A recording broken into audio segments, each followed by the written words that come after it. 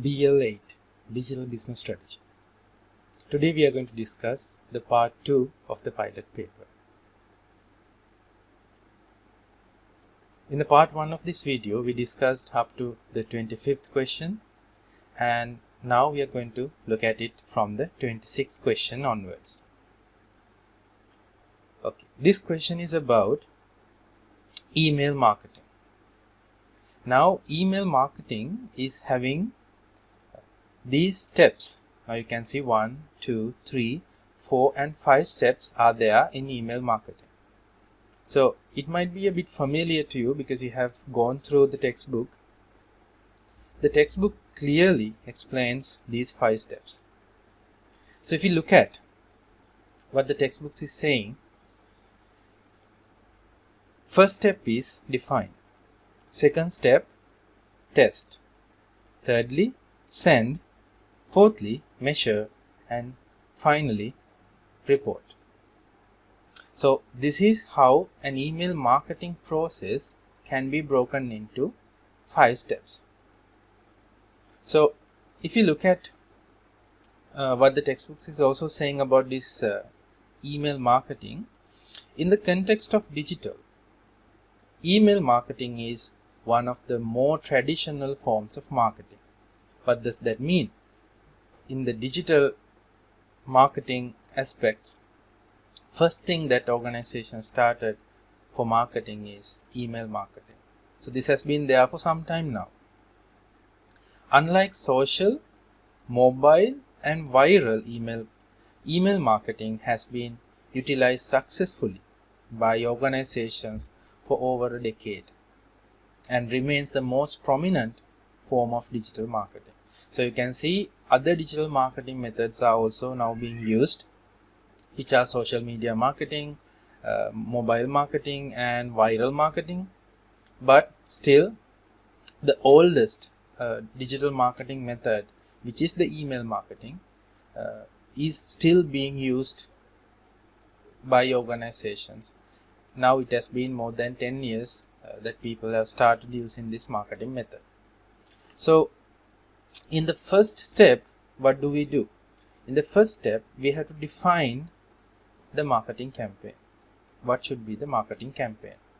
So we have to start with a good name, and we have to have a good title line or the subject line of the email, and we have to create the content of the email. So mostly it will be a nice graphic design where we have as the email body. It won't be something like a text explanation.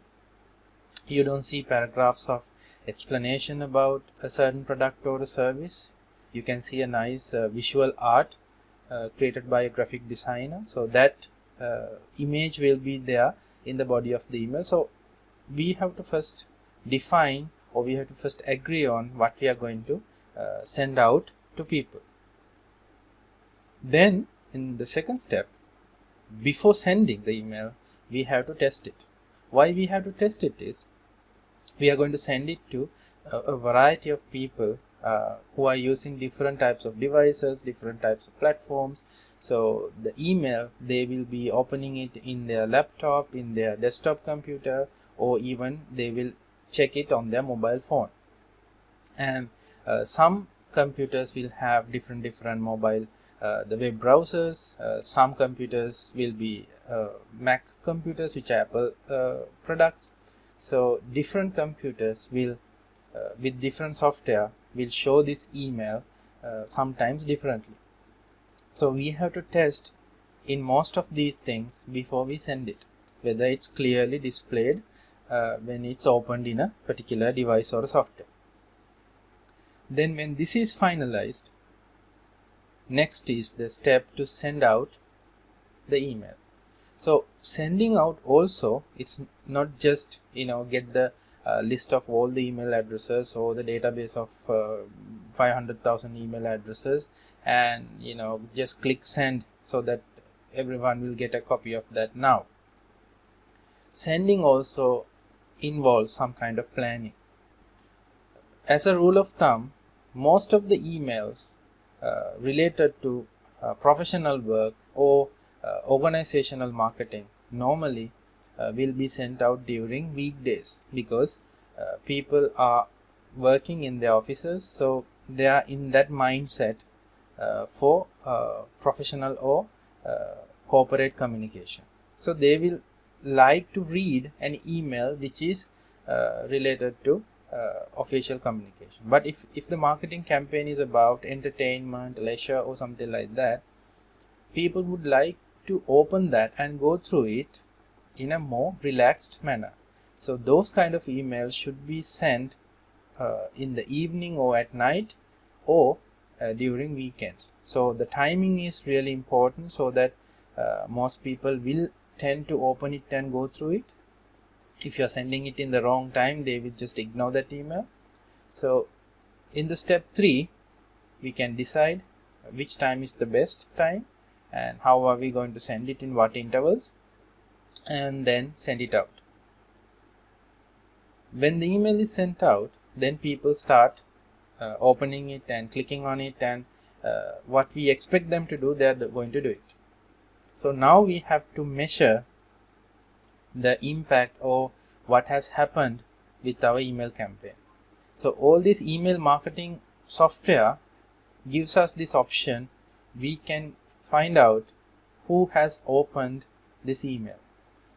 So that is a built-in feature of this email campaigns. Just like when you send a SMS, you can see a delivery report, and just like when you send a WhatsApp message, you can see the message is sent, you can see the message is delivered, and you can also see now the message has been read by the person. So like that, for emails also, you can have that kind of a understanding what is the activity going on with the emails that you have sent out using this campaign. So you can measure how many people have opened it, how many people have clicked on it to get more information. And then finally, when that part is over, maybe a couple of days, that part is over, then comes the reporting part, where the email marketing organization which you outsource this job to, they will give you a report. That report can include who opens it, what type of people opened it, are they from a different district, are they from a different job level. So that kind of a insight this organization will be able to give you. So those are the 5 steps. So now if you look at the question, now it's really clear. All these steps are clearly defined. So define, test, send, measure, and finally report. So the answer is C. Now question number 27. Which of the following is not a principle of content marketing? Now this is the section I extracted from your textbook. Content marketing, principles of content marketing. Let's see what it says. There are differing options, or differing opinions rather, about the exact principles of content marketing, and therefore there are a variety of set principles that can be adapted and utilized for a given organization. So there are a variety of principles.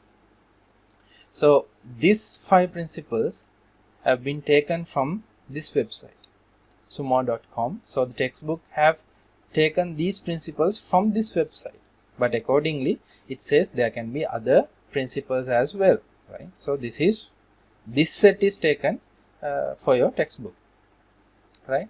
So suggest that there are 5 main principles that needs to be addressed in the area of content marketing. First principle, you have to have a goal, right? From the content that you're going to send out, or to get the user to read, what is the goal that you want to achieve when they go through your content? Principle number 2, answer a question or solve a problem. Are you targeting to answer a question in the reader's mind or the customer's mind, or are you trying to help the customers solve some of the problems they have? Principle number 3, go deep and narrow. What this means is, don't talk about variety of things, that we can do this, we can do that, we can do all that, the full package is like this. So don't give content about too much of things. Right. Talk about one thing, that is what you mean by narrow. Don't talk about many things, talk about one thing and go deep about it. Talk in detail about that one thing, so that they can get their question in their mind answered.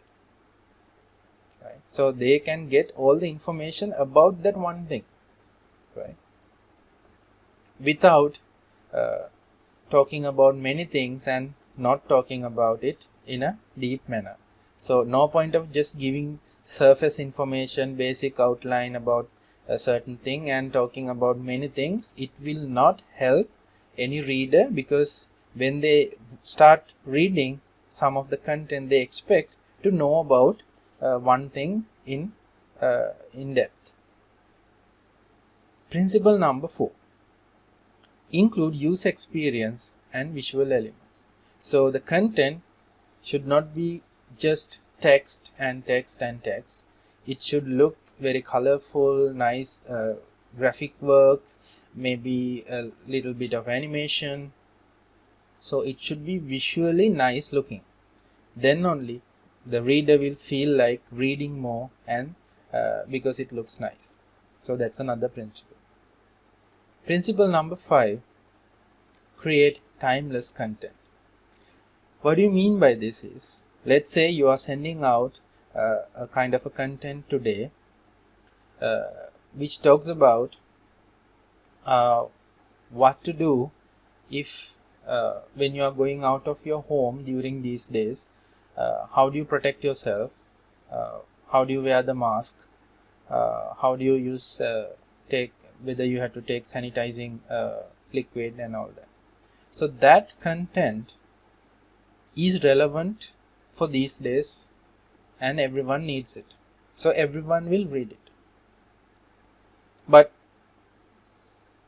in a few weeks, when this problem is over, when this disaster or the pandemic is over, no one would read about how to protect yourself from this pandemic, because there's no pandemic at that time when they're reading, right? So just like we are not reading the instructions or advices about a previous disaster happened. Some years ago, there were landslides happening with heavy rain, I think a few years ago. Then there were a lot of instructions given to people, and people were scared to even travel to places in upcountry for holidays. But now they have forgotten all that. Now they have again started traveling. So mostly keep in mind that if the content is relevant for a longer period of time, there's a high tendency after many years also people will read this, right? So these are the 5 principles according to this website where the textbook has extracted. So the question is asking, which of the following is not a principle of content marketing? So having a goal, it's a principle. The content has to answer a question or solve a problem of the reader. Yes, it's a principle. Go wide and shallow. No, that is not what you should be doing. You should be doing the opposite of it. So go deep and narrow is what you should be doing. So this is not a principle. This is opposite of a principle of content marketing. And creating timeless content is also a principle which is very important. Now let's look at the 28th question. Now this is about the finance module of a ERP. So this is not talking about a particular ERP, right? This is in general a finance module. What does it include in ERP systems? So I have taken this section from the textbook. So let's read it and see. An ERP system can be broken down into the following main components. So I have only taken A, B, C and D. There are other components which are broken down, but I didn't took all of that here. You can read that in the textbook. This is general guidance. That's what I am saying. This is not for a particular ERP. This is not for SAP. This is not for the Oracle ERP. Right? These are general guidelines. Sometimes the ERP that you are using or you have seen might have more things here or less things here in each of these categories, depending on the ERP and depending on the package you have purchased. Right? But this is a general outline. So as there will be additional or fewer components depending on the ERP software system. So different packages will have more or less in each segment. Right? So each component or module will be made up of several other smaller components. So ERP is a modular based software arrangement where you have different modules or functional areas in an organization where you can add to your ERP as and when you develop your organization. So you can start only with having the finance module in the ERP, and after some time you can add the treasury module or maybe inventory and warehouse module, and then later on you can add the HR module. So things like that. So you can plug in part by part later on when the organization design. So the finance module might have or generally have these things in that module: general ledger, payable and receivable accounts, and assets management. So these will be there in the finance module. There will be more sometimes depending on the software. Then you look at the treasury management module. There you will find the credit management and the financial risk management sub-modules. So it is not included in the finance module. It is included as a separate module called treasury management. So if the question is asking only out of these answers what is not included in the finance module, so now you can see general ledger and accounts receivable and asset management should be included in the finance module itself, but when it comes to things like risk management in the finance, it will be included in the treasury management module. Right? Okay, so let's move on to the 29th question. Now you can see I have circled this word in the question itself. Let's see how this question is giving us the answer. So collection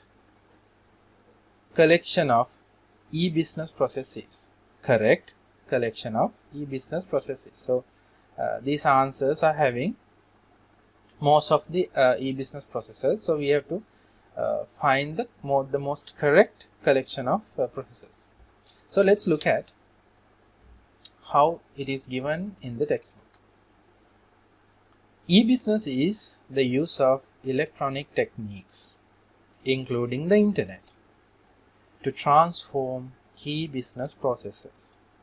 So e-business, business is what we are doing as an activity. Every organization is a business, and the word e means that the business is being operated or run by mostly or entirely using electronic techniques, right? So that electronic techniques also includes use of internet,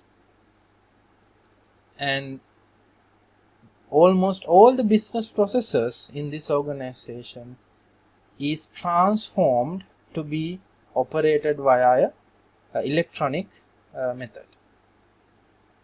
Right.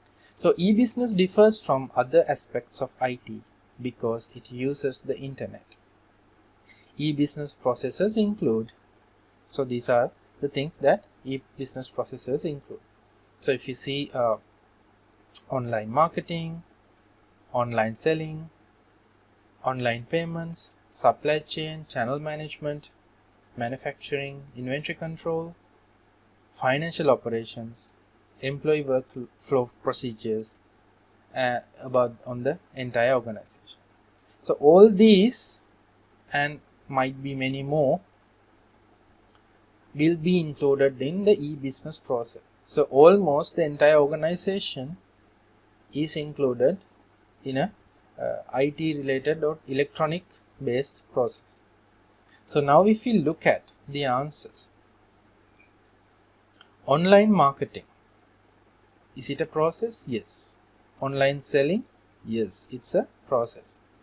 Online payments, supply chain and channel management, yes. So all what is mentioned in this answer, part A, is a e-business process. So this answer is correct.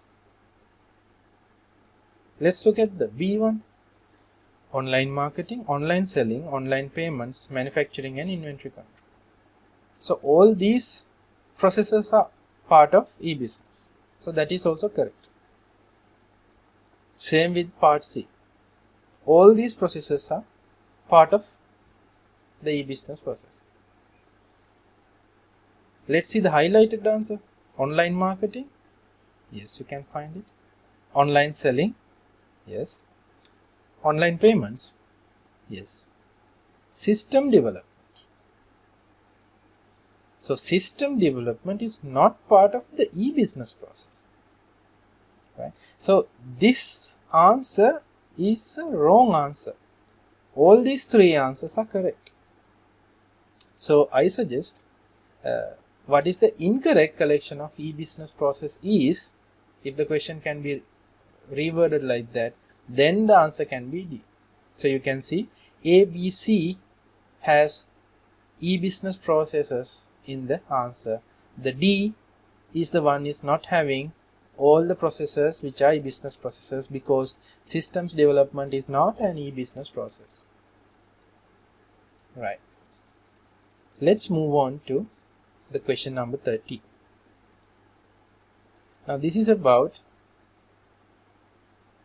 e-commerce, defining e-commerce. So the book says, your textbook says, e-commerce is the use of electronic techniques, including the internet, to buy and sell products and services. So it has few points that you have to take into consideration. If it's e-commerce, it has to be electronically done, 100% electronically done. And that electronic method must include internet. Payment has to be completed via internet. That payment for the transaction happened can be a buy or sell of either products or services. It can be buying, it can be selling, not only products but services also. So products and services, buying and selling via the internet and using 100% electronic techniques. Right. If there is a financial transaction involved with the electronic process using internet, it is e-commerce.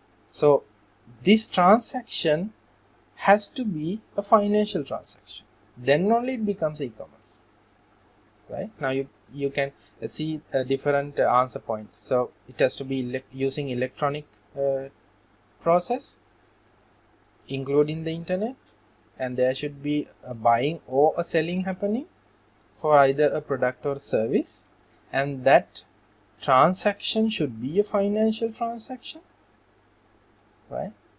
So in a basic terms, over the internet, if you're trying to buy something, it's e-commerce. Right. So now if we look at these answers, most of these answers, all of these answers have information from or points from what we discussed. So the D is the answer which is more closer to what we discussed, even though the other answers may have certain points from these sections. So part of the answer is correct. Right. But the most complete answer is any transaction. It has to be a transaction involving a financial transaction, okay, with buyers and sellers, either buyer or seller, using an electronic process, see, electronic technique or electronic process using the internet, right, including internet, using internet. So this is the answer which is covering almost all the aspects that we discussed now, right. Let's move on to question number 31. Now this question is about the relationship between e-commerce and e-business. So in earlier questions we discussed about e-commerce, earlier questions we discussed about e-business. Now this question is asking what is the relationship between these two, and there was a similar question also asking the relationship between these two. I remember, I think it's the question number 19. It's a similar question. So anyway, let's have a look at it again. E-business is the use of electronic technologies, including internet, to support and transform business processes, while e-commerce is the use of electronic technologies, including internet, to buy and sell products and services. Right. So that now we understand. And also we looked at these things in earlier question, saying e-business processes will have these things happening. So now since we are discussing both e-business and e-commerce, if you really see within the e-business processes, all of these are e-business processes, you can see that some of the processes are e-commerce, right? So exactly, online selling and online payments are e-commerce processes. Right? So this is e-commerce, selling online and accepting online payments for, it can be products or services. So this list contains processes of e-commerce as well, but this list at a large, which is e-business process, has other things as well. So you can easily say e-commerce is one of the things which happens in e-business. So e-commerce is a subset of e-business. So e-business is the bigger thing which is covering all the aspects of a business, and one of the aspects can be e-commerce. So e-commerce is a subset of e-business. Right. Let's move on to the question 32. Now this is a e-commerce question again. So e-commerce can happen in 4 different ways. Now the question is asking about C2C e-commerce, which is meant by consumer to consumer, and e-commerce happening between consumers. So let's first look at what are these 4 types of e-commerce. First one is business to business. So this involves one organization is doing business with another organization. So a simple example can be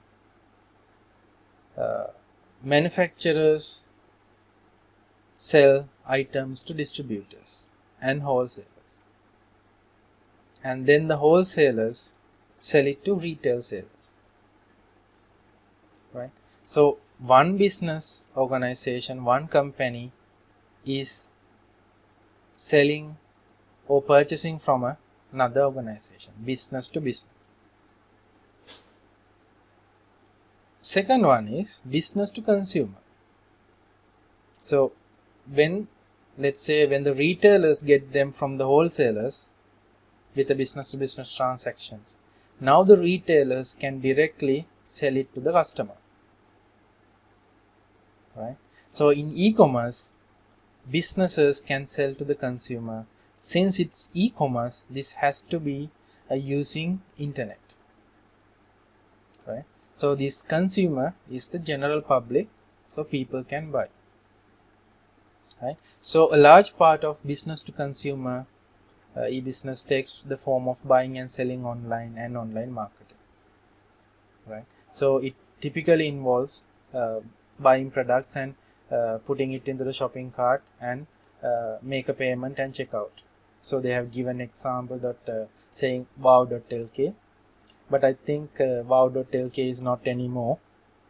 It has been changed by another, absorbed by another organization. So there are a lot of online stores nowadays you can purchase products. So that is business to consumer. Thirdly, consumer to business, right? This you can see normally happens in the software industry, where individual people are offering services to organizations. So there are software engineers, there are content writers, there are graphic designers, individual people who have an expertise or skill registers on a website where they can sell or attract organizations to take their services. So normally things like bidding can happen. So each individual, each person, each software engineer can create their profile, they can put their qualifications and experience, so that organizations will come and select the right person and offer a project to be done. So that is a kind of a common thing now, that we can see a lot of IT related people, even content writers, people who can offer their services individually to an organization, does it using this, right? So consumer, so people can offer services to business. Finally, consumer to consumer, right? So I think you are familiar with this one.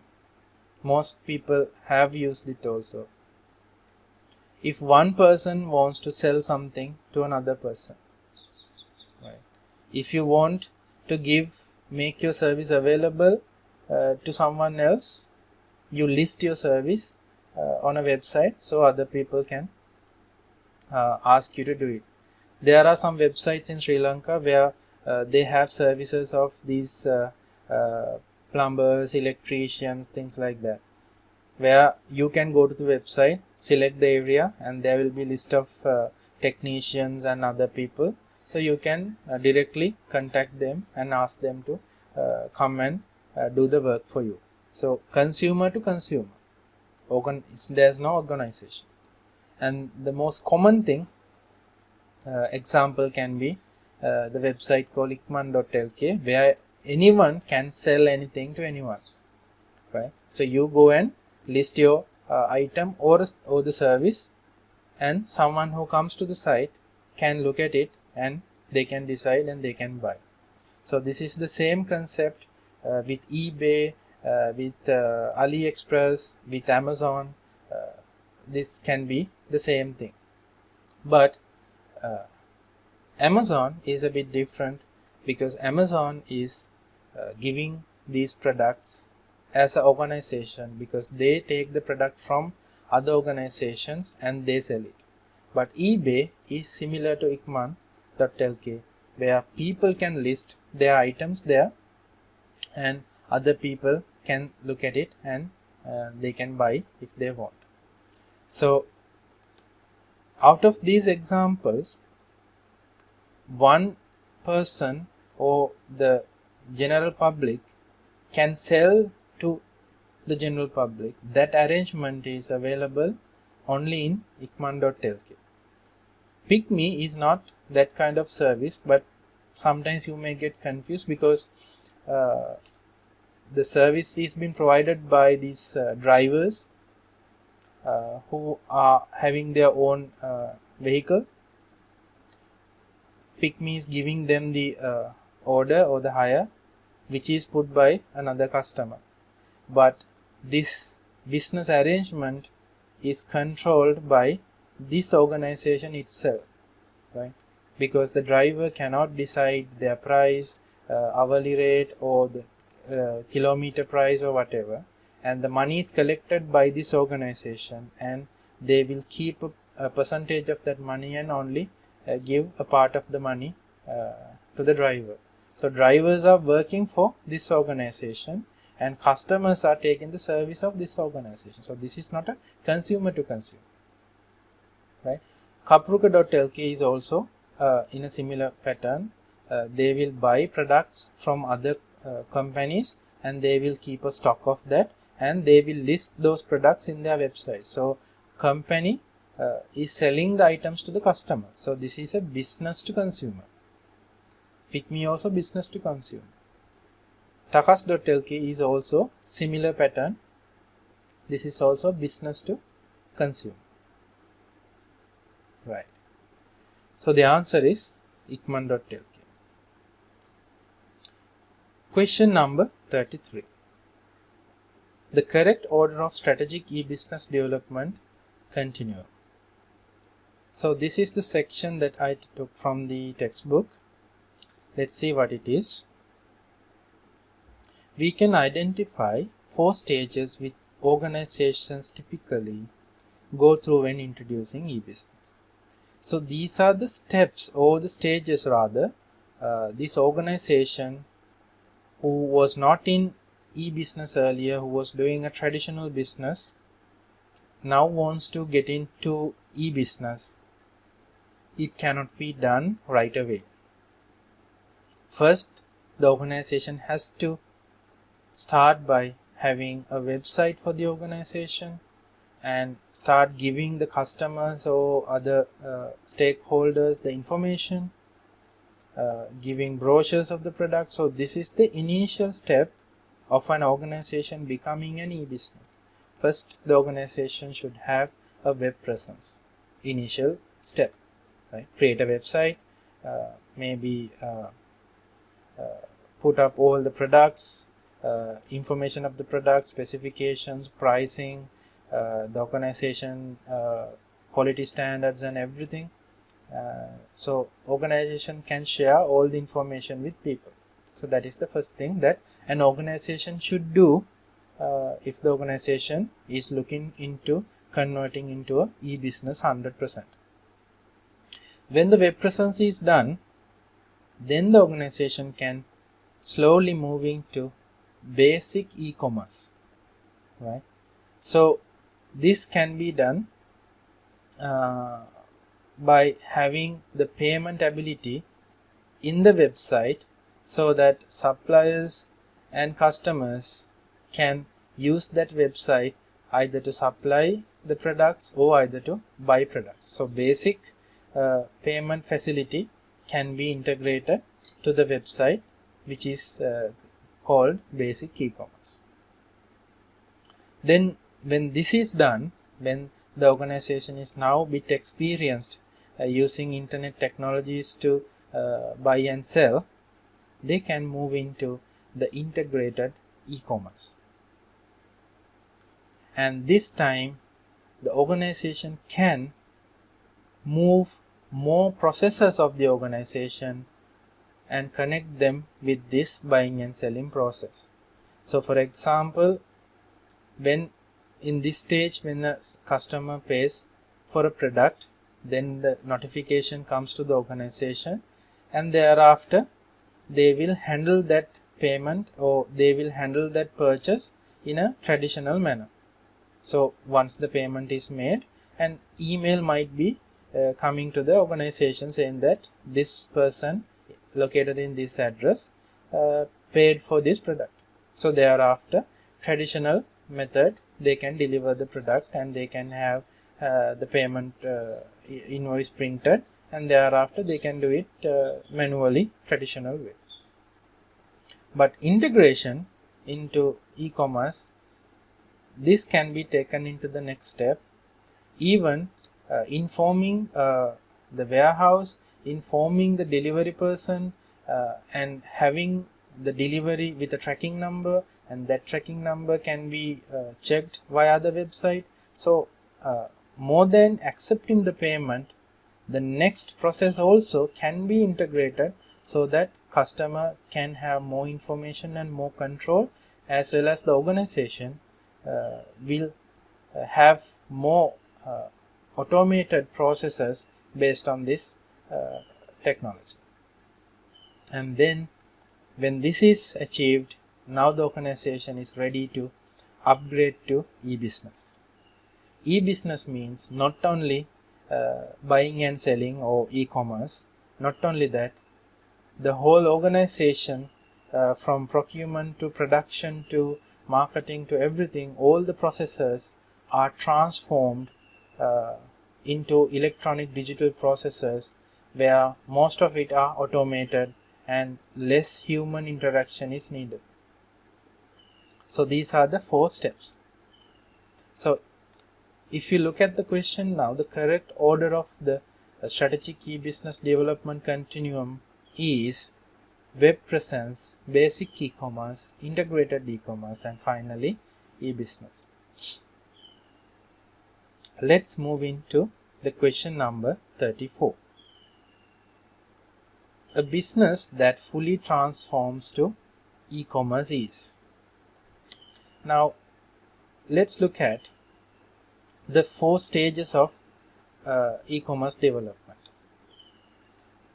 In the first stage, an organization can be just having a presence in the internet. So they will have the website and some content, and through the internet people can get some information. Right?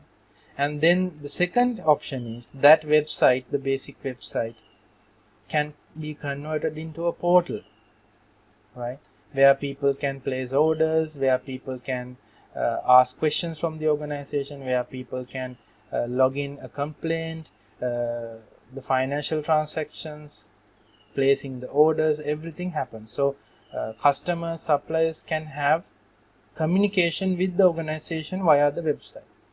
Presence means only information is provided. Portal means there is a two-way communication.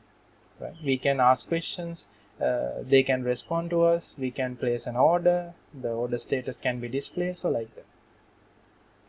Then the stage 3 is integrating all the transaction features. So this makes an organization having most of the transactions happening via this website.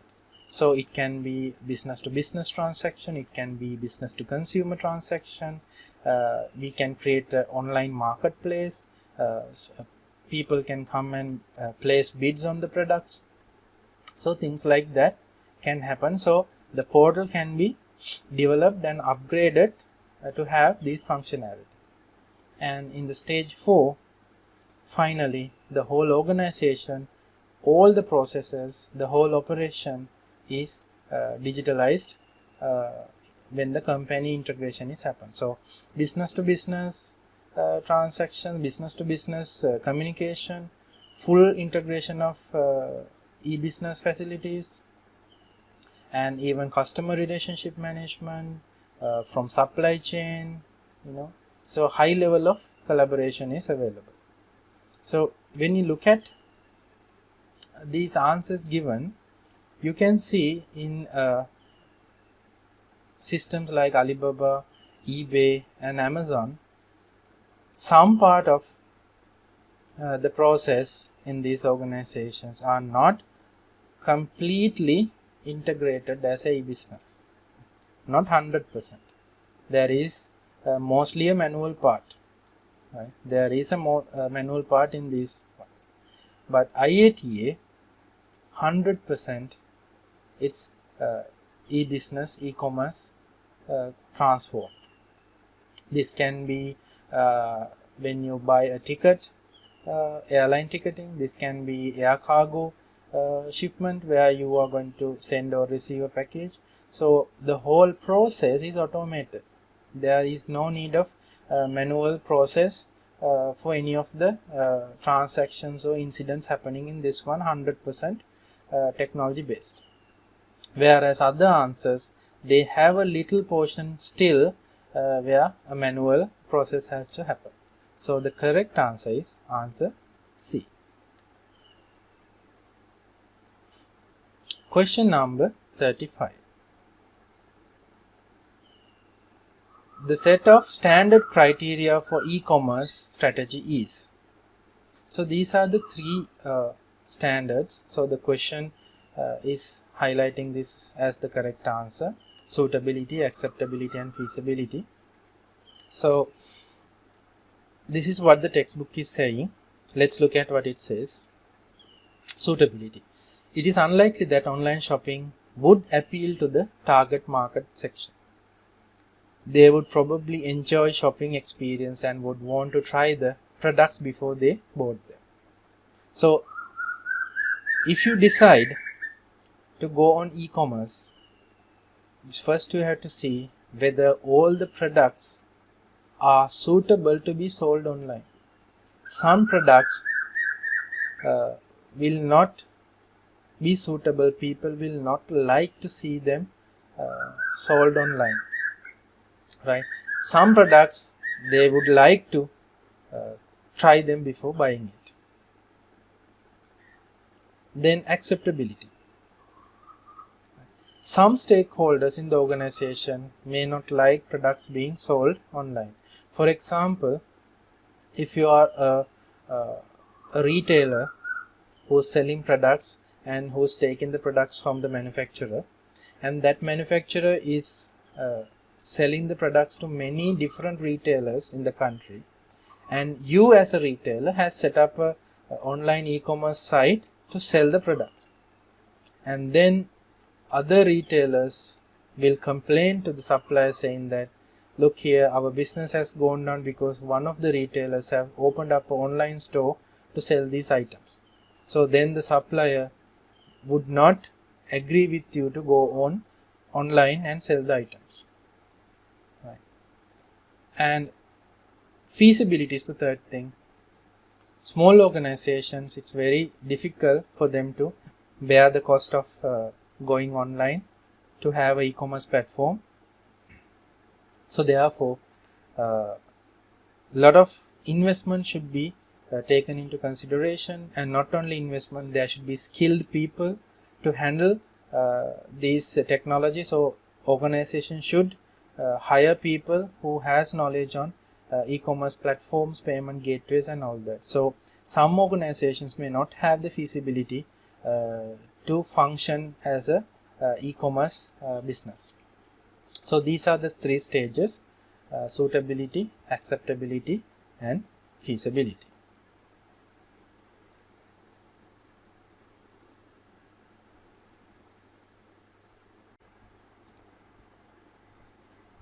Question number 36. Which of the following is not a major benefit of e-commerce business model? Now we discussed about e-commerce in several questions. Now I think we have a good understanding of how e-commerce is helping organizations. So if you look at the first point here, cost reduction. Can an e-commerce business model help the organization to reduce the cost? Yes, it can help in many ways. For example, it will reduce the number of physical customer interaction with the organization. For example, number of customers coming into a store and number of staff members needed for that is reduced, because some of the customers doesn't need to come to the store. They can do their purchase over the internet, and then for the organization that becomes a reduction of the cost, because the operation is less because of this technology. Number 2, 24/7 service. This is a great benefit for the organization. For example, if the organization business hours are from 10 a.m. to 6 p.m., anyone who wants to buy something after 6 p.m. or anyone who wants to buy something during a holiday where the organization is not open can use this website and e-commerce tools to make the purchase without that problem, because the organization working hours does not matter, because the website is always working and the online payment methods are always working. And having payments online, it reduces the operational requirement a lot, because the payment, when the payment is done, the money is being collected from the customer electronically, and that money is directed to the organization's bank accounts automatically. So eliminating all those process requirements, and even the receipts, invoices are generated electronically, so that hassle is also less. So that is one of the major benefits having online payment. And the last one is fast delivery. E-commerce is supporting for the payment process. People can buy from there without coming to the organization. They can do the transaction. But when the transaction is done, the product itself still has to be delivered in the traditional method.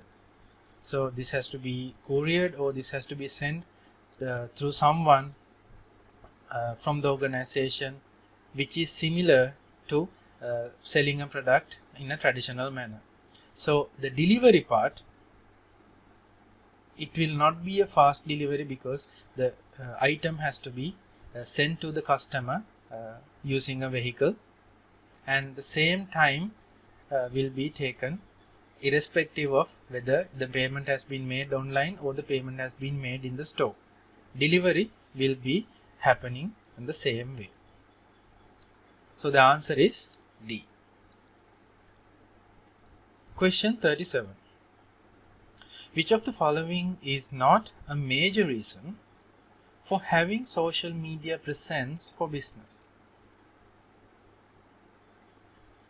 So if you look at the answers given, there can be certain reasons having a page in the social media, having an account in the social media, having your organization or the brand being presented in social media. It gives a lot of benefits to an organization, because you can reach customers. So the first thing that they have said is it helping the organization for low-cost advertising? So what are the advertising methods available in social media? You can, for few dollars, maybe $50 or something like that, you can reach 100,000 or more people with your content. So advertising is cheap, and advertising is very fast, and advertising is very direct, because the customers will directly get it. So that is a major reason. Another one is high customer reach. Now if you, for example, think of distributing leaflets, or if you think of having a hoarding or a cutout in a road to advertise, then the limit of people who will only get the handout, or who will pass that road looking at the hoarding, compared to that, social media have 100 times more or even more number of people.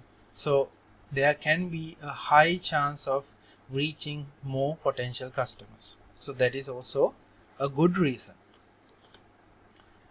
Understand the customers more closely. As compared to other methods of advertising and marketing, there is no feedback from the customer. For example, if there's a hoarding or a cutout on the road, we don't know how many people would like to see that. We didn't know how many people didn't want to look at it and just drive past by, and we don't know how many people looked at it. So we don't understand the customer just by doing advertising like that. But in social media, we can track and record how they have interacted with our advertisement or content. Have they clicked on it? Have they viewed on it? Or even how long they have been looking at it? Or have they even shared with someone else?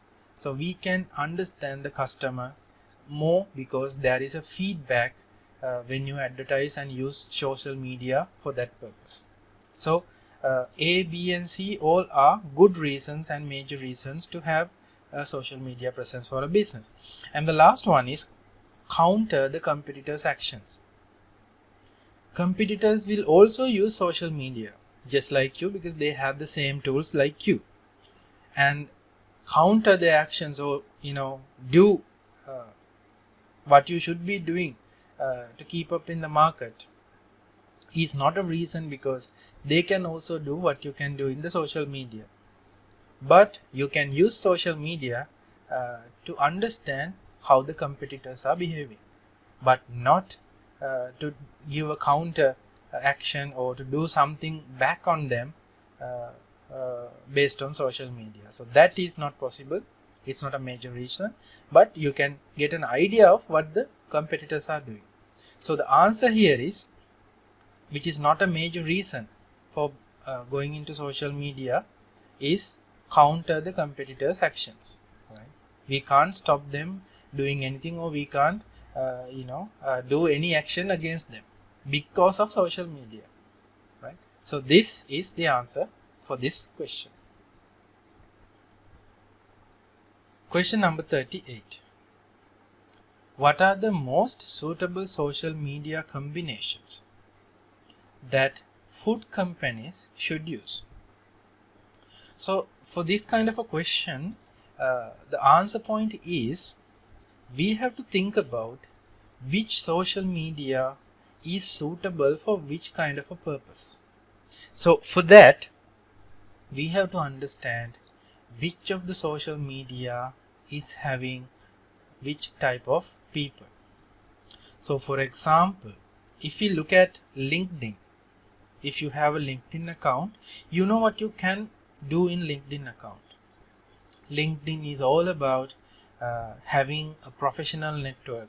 People like you working in an organization or a professional, you are trying to connect with other professionals in your industry or in different industries, or professionals from other countries. So this is a network for professionals.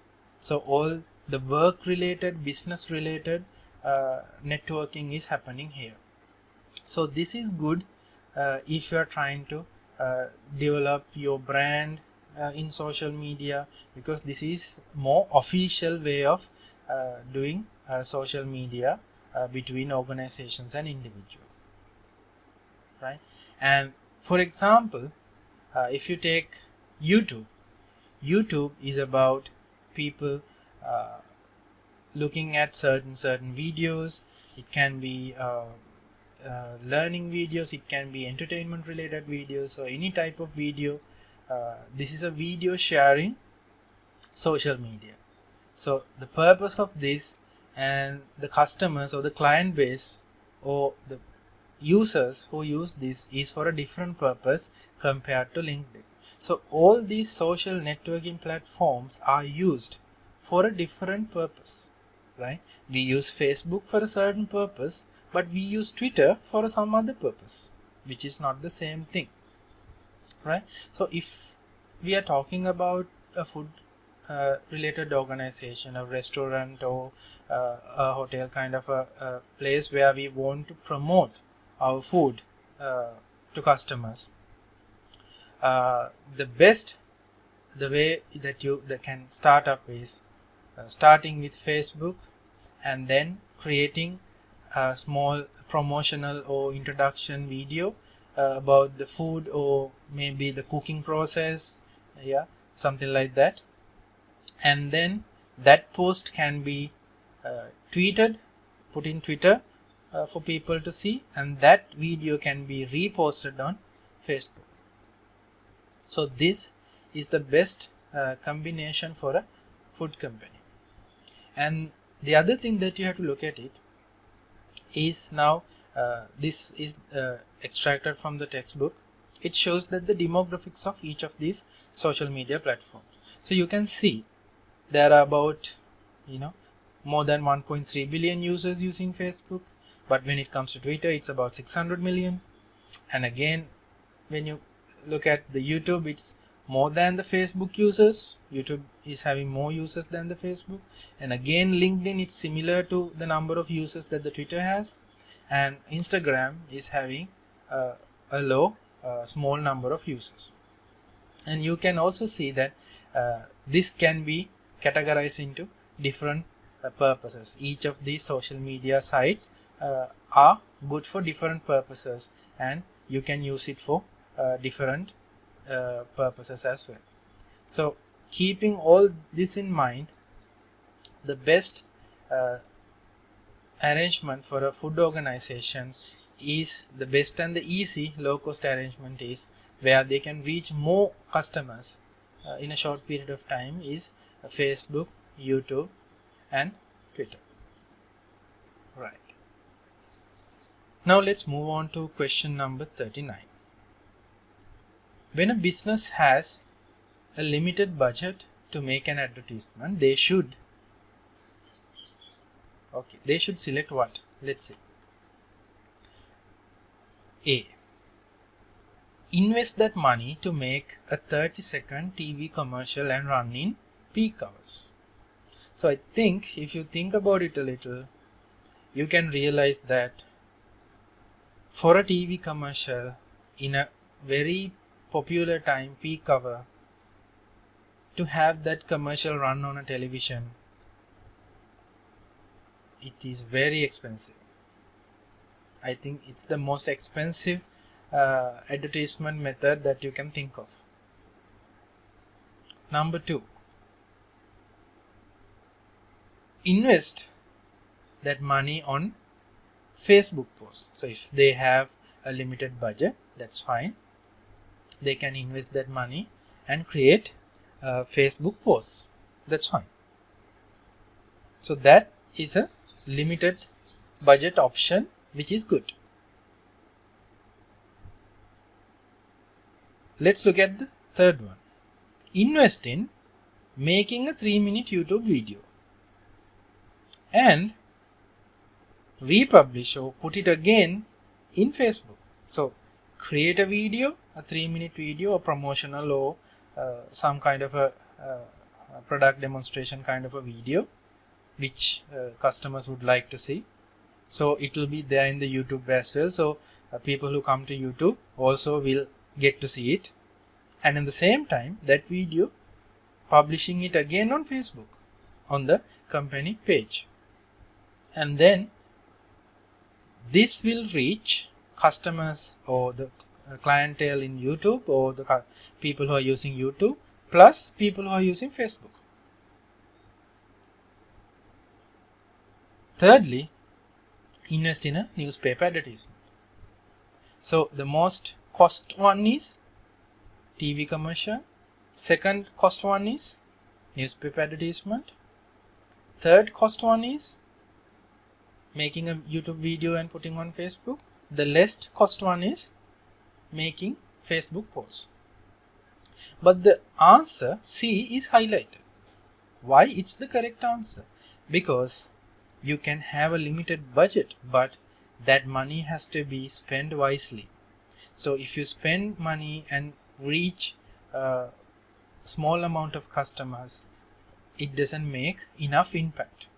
So if you spend a little bit more money, but not expensive as a TV commercial or a paper advertisement, but spend a little more and reach nearly double the audience, that is the organization what they should be doing.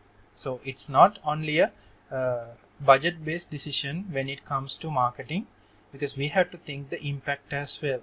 It's pointless spending 20,000 rupees and reaching about potential 500 customers. Spending 50,000 rupees and reaching 500,000 customers is more effective, because in the first option, whatever the money you have spent, you are not going to get a return on investment. But the money you have spent a little more, the return on investment, the organization can get it back. Right. Question number 40. What is the current sequence of the impact of digital technologies in business? So these are the things that I want to discuss here. Digitization, digitalization and digital transformation. So what is digitization? Digitization essentially refers to taking along information and encoding it to zeros and ones so that computers can store it, process it, and transmit such information. So what does this mean is, all the paper-based information in the organization can be computerized. We can take all the information on paper, on files, on hard files, or on the invoices or the application forms, or whatever the information in documents, printed documents, hard copies. We can take, we can acquire them, we can convert them into digital documents.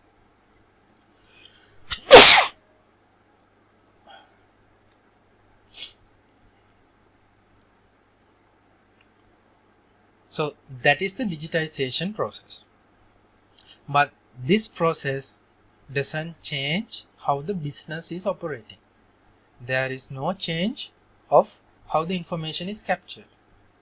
So digitization means converting hard copy data into electronic data.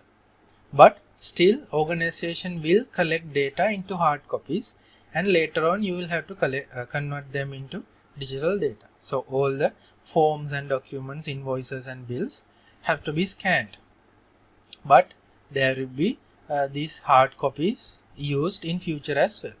So digitization is only converting hard copy based information. Next step is, when an organization is trying to convert all the information into digital format, and when they have experience doing it, they can now think of digitalization. Digitalization is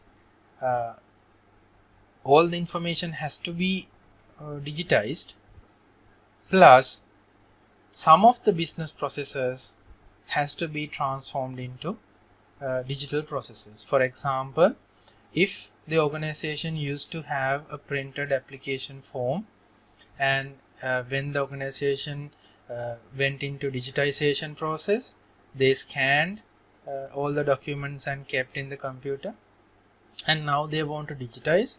So now they can remove the physical form or the hard copy. So without using the hard copy, they can introduce a online form where customers can fill the form itself in online, and any other supporting documents customers can submit the scanned document with the online form.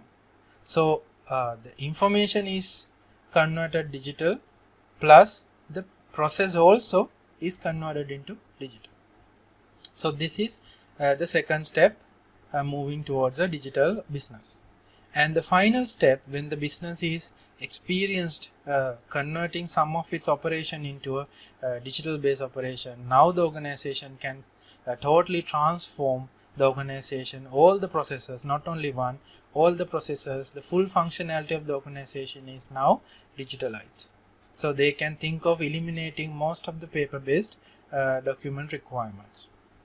So this is the three stages in sequence: digitization, digitalization, and digital transformation. So the answer for this question is, you can see digitization, this is where you start, and then digitalization, and then finally completely transforming the business into digital platform. Let's look at the question 41.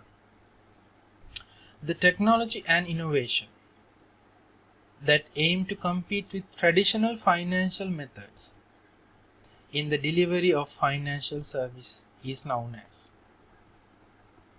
So what is the innovative method or innovative technology that is going to change how the traditional financial methods in the world now? So I think some of you or most of you have heard something called fintech. We call it financial technology, which is a new technology, but the organizations are now adopting into it, and this has been gaining more acceptance from organizations. They are using it more and more now. Let's see what this fintech is. This is according to the textbook. I have extracted this section. Financial technology or fintech is having a major impact on the world of finance, and it's growing fast, with many predictions that it will mean extensive disruption to established business in this area. So examples will include peer-to-peer lending, which replaces the traditional banks, peer-to-peer money transfer without having bank as an intermediate. People can send money directly to other people. Firms providing payment security and verification. So the traditional financial institutions, banks and other organizations used to do that. Now other companies also can do this. Financial advice driven by algorithms, offered much lower cost than traditional advisors. So financial advice also now can be software based, digital based.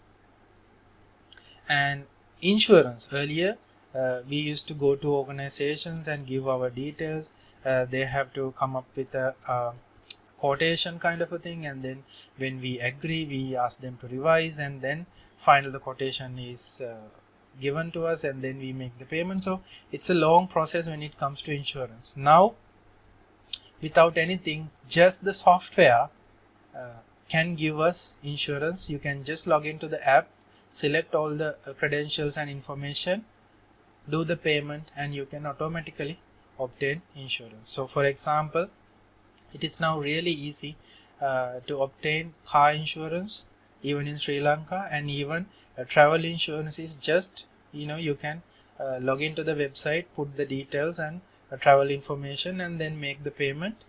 You can get the digital insurance notification, right? And there will be digital only startup banks, where there won't be a physical bank branch or a building or anything, and there is no branch network, ATM, call center or anything.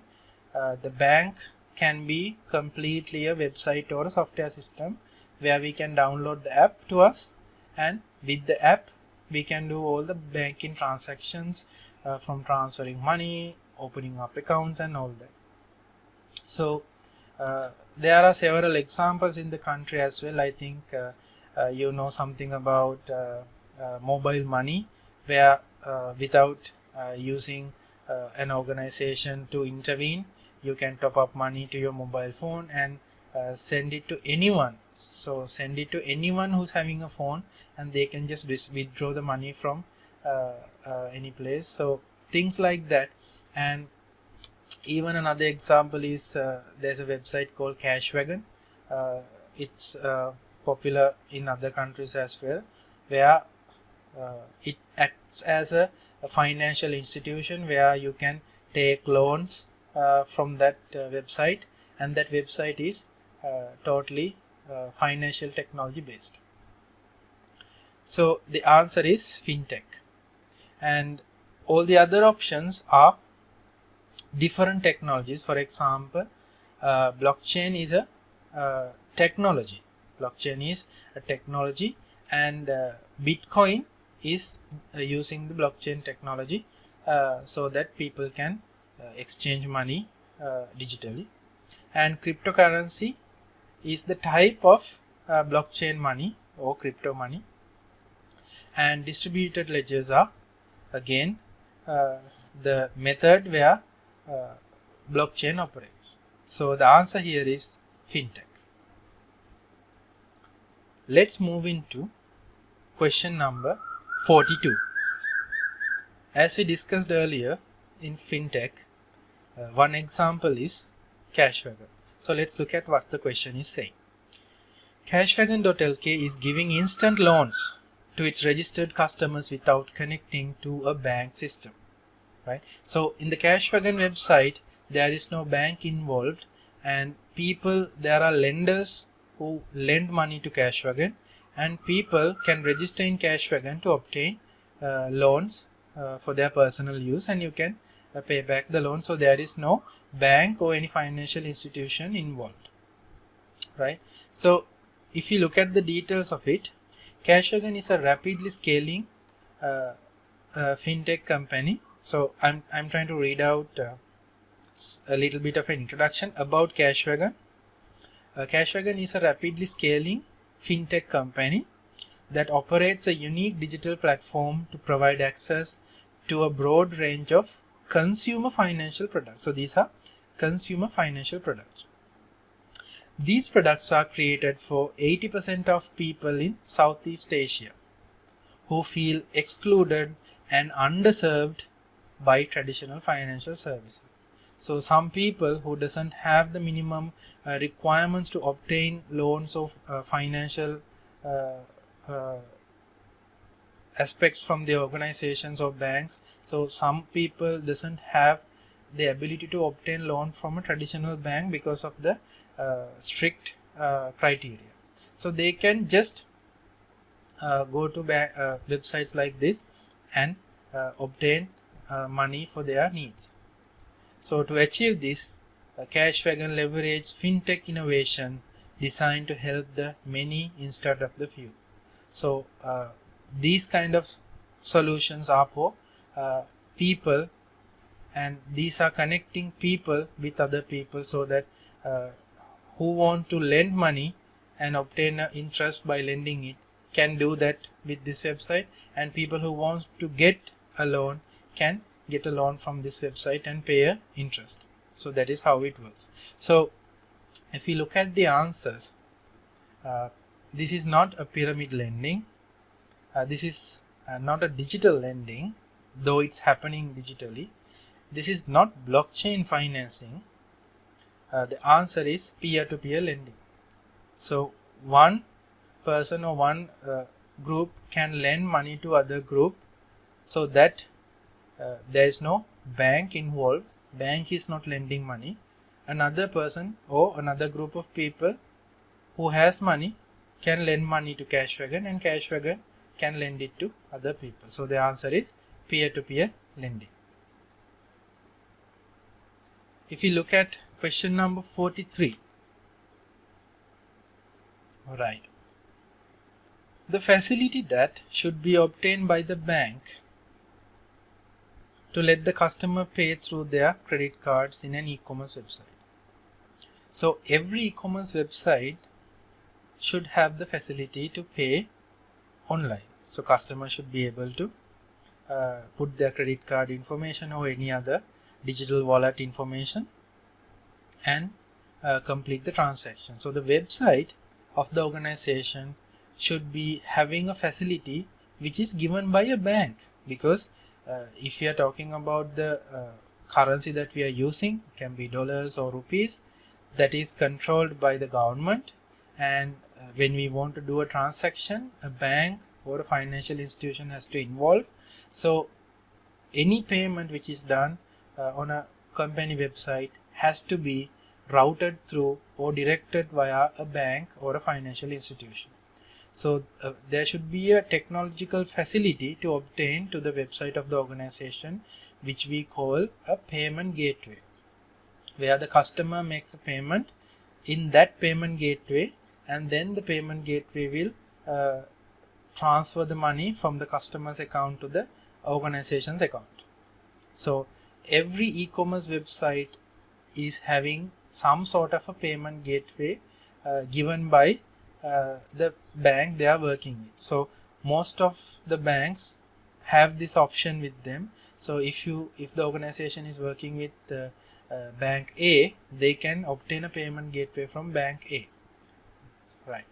So if we look at what the payment gateway means, is it's a merchant service provided by an e-commerce application service provider that authorizes credit card or direct payments processing for e-business, online retailers, brick and clicks, and traditional brick and mortar. So these are these are the words that we use to denominate traditional organization, online organization with a physical process, totally online organizations, fully digital organization.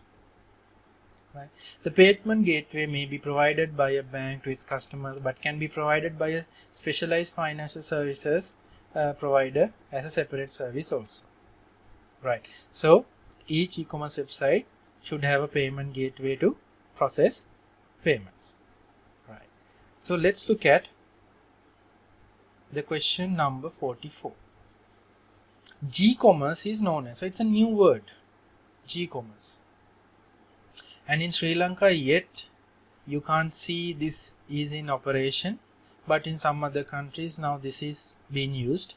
So G-commerce is a new term designed or introduced by an organization who started this work. Let's see what is it about. G-commerce enables consumers to choose products as gifts for recipients and then send those items in a digital form. The giver only needs the phone number or the email address of the recipient to send a gift, and upon receipt, the recipient is able to accept the item and personalize it, choosing the color, size or style, or even exchange it before it is shipped. So what happens is, in G-commerce, which is called the gift commerce, this is a technology which helps online gifting. If one person wants to send a gift to the other person, one method is, at the current situation, what we can do is we can go to the website and select the gift, make the payment, and in checkout the delivery address we can put the recipient's address, the person we want to give the gift to. So then what happens is the product we purchased will be delivered to the person in the delivery address. So that is what we can do now if we want to send a gift without we going to the shop and buying it and wrapping it and delivering it by ourselves. Right? So this technology helps. You can go through the site, select the gift and buy it as a gift voucher. You are not actually buying the product now, but you are paying for a gift voucher for that gift, and then you will enter the phone number or the email address of the recipient, the person you want to gift it for, and complete the payment. So then what happens is that digital gift voucher in an email or a message goes to the recipient saying that you have received this gift voucher from that person, now you can use it. So the recipient now has the freedom to select the color or whatever the customization according to that person's likes and dislikes. Even if you are trying to give a pair of shoes, it's better to let the recipient select the size and the color and the style, right? So sometimes the gifts we give will not be suitable for some people because they may not like it. So in this method, gifting has become easy and fun and less effort for the person who gives the gift. So G-commerce, this is not a common word yet, but G-commerce is gift commerce, right? How digitally we can give gifts, right? Question number 45. YouTube video is one of the best tools in digital marketing to get more reach. Mainly due to why that is one of the best way to reach more people. Let's see the answers. A large number of subscribers are on YouTube than any other social media. That is also true. YouTube is the only social media allowed to upload videos. That is not true. Almost all the other social media platforms allow video upload. Majority of people like to watch YouTube videos. Yeah, that can be an option, but that is not a reason to get more reach. YouTube videos can also be shared on Facebook to get more reach. So we know that YouTube has a large number of people who are using it. but this answer is more correct when we talk about getting more reach, because a YouTube video can be easily shared or republished in Facebook, where lot of subscribers also follow Facebook. So you will have the subscriber base of Facebook plus YouTube both looking at the video. So the answer is D. Question number 46. When the customers require to see the product before they pay for it, what is the best payment method to be used in e-commerce? So in Sri Lanka we can practice this. We can order products online. We have the option of paying for the product then and there, or we can say pay on delivery, or normally it says cash on delivery. So what happens is we can place the order and we can see the product when they deliver, and we can give them cash, or even if they can bring the credit card machine, we can pay them once they bring the product. Right. Question number 47. The majority of accounting information systems are now available through the internet. This is known as internet-based AIS, cloud sourcing, cloud-based AIS, standalone AIS. So majority of the accounting information systems, not only accounting information systems, even the complete full ERP also available through internet. So having a software available through internet is called cloud-based software. So in this situation, if accounting information system is available through internet, you can call it cloud-based accounting information system. Right? It's not internet-based AIS. Internet is not giving the software for us to use. Internet is making it possible because internet is the method we connect to the software. So software is in the cloud or a server somewhere where the software resides. We are accessing that service, the software, via the internet. So we call it cloud-based AIS. Standalone AIS is a software we install in the computer, in our office computer, the desktop. If we install a software in the office, in the server, if we install the software, it is a standalone AIS where the software is installed there.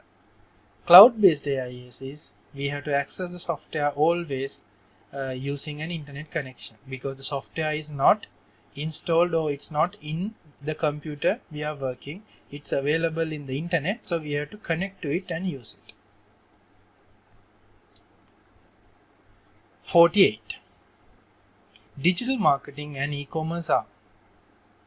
So the answer highlighted as two interdependent business activities. Why it's interdependent? If you are doing digital marketing, asking people to buy your products and promoting products online, customers would like to buy them online as well because you are promoting it online. So when you go online with the promotions and awareness, customers would expect to be able to buy it online as well. So digital aspect of marketing and digital aspect of being able to buy the products are depending on each other, right?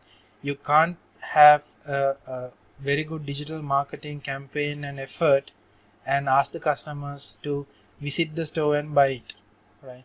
Because if the marketing is digital, then e-commerce also needs to be there so that it matches with what the organization is doing. So these are two independent business activities. Now let's move on to question number 49. Netflix started its business at a small level and within a very short time became the market leader in the home video industry. So if you go through the textbook, there's a section for innovation, and in that section it's talking about disruptive innovation. So if we look at what is a disruptive innovation, it describes a process by which a product or service takes root initially in simple applications at the bottom of the market and then relentlessly move up the market, eventually displacing established competitors.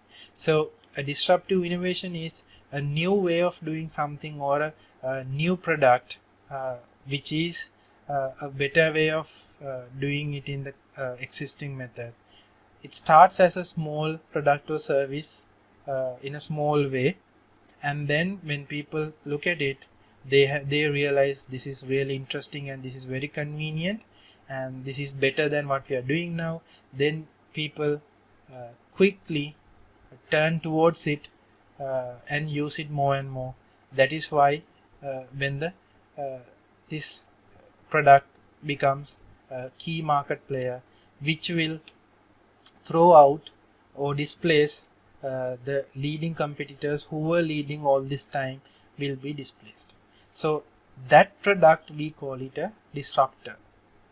In a disruptive innovation, the disruptor is the product which starts in a small manner and then people realize it's really useful and good, and then this product is going to put others away and come to the top in the market. So we call it as a disruptor. The last question, 50. Modern business entities are not only analyzing traditional information, but also digital information coming from social media, CCTV, and even from chat rooms. So big organizations and modern organizations, they analyze information from many various sources because they want to understand their customers and consumers, how they think, what they need, how do they behave. So based on that analysis, they can take future decisions for products and services and what to offer and what not to offer to people. Right. So let's look at what big data analytics is. So the answer is highlighted as big data analytics. Why? Because lot of data, we call it big data. A large number of large volume of data is accumulated over time, and organizations, they try to use it to understand the customer and take more decisions. So big data analytics happens with most organizations, and as the question says, they consider every aspect of information available to them. So if you look at what is big data analytics, this refers to the process of collecting, organizing, and analyzing large sets of data, which is big data, to discover patterns and other useful information that an organization can use in its future business decisions. Big data analytics should help an organization to reveal insights in data which had previously been too difficult or costly to analyze due to the volume and variability of the data involved. These insights can be historical data, real-time data, or predictive data. Furthermore, consumers using social media, smartphones, laptops, and tablets to browse the internet, to search for items, to make purchases, and to share information with others all create trails of data. So when people use social media and browse internet, their browsing habits, what did they search for, what are the websites they visited, are recorded in the internet, right? Even if you clean or clear your history or your browser and your mobile phone, what you did in the internet, your behavior and everything is still recorded, and that information can be available for a lot of organizations so that they can understand what these consumers want and what they think, right? So similarly, internet search like Google can be a source of big data analytics, because Google company sells their searching history with organizations. So for example, if we want to find out people in the western province in Sri Lanka, what do they search most in Google, we can find out, because Google can give us a report on what have been searched. right? We can limit, or we can point down up to what type of products they search, during what time of the day they have searched. So all that information is available. So organizations can use all the information from social media, websites, anything that they can find, and they can do the big data analytics. So with that, the pilot paper discussion is completed now. We discussed 50 questions, 25 questions in the first video, and the remaining 25 questions in this video. Now this pilot paper, you can go through it from the beginning. It's better if you can keep your textbook as well as other materials and have an organized set of notes, because by hiding this or keeping all the items in the textbooks in the memory will be difficult. So you have to summarize, you have to make notes and keep it ready, so that for the exam you will be ready. And then we can meet with the next video, which will be discussing on the mock paper. Mock paper will be discussed again like this in a series of videos. So the idea of a mock paper is to check whether your readiness for the exam. The pilot paper is there to help you to understand the syllabus, and the mock paper is there to check your readiness for the exam. So this session is over with this. Let's meet in the mock paper discussion video. Thank you.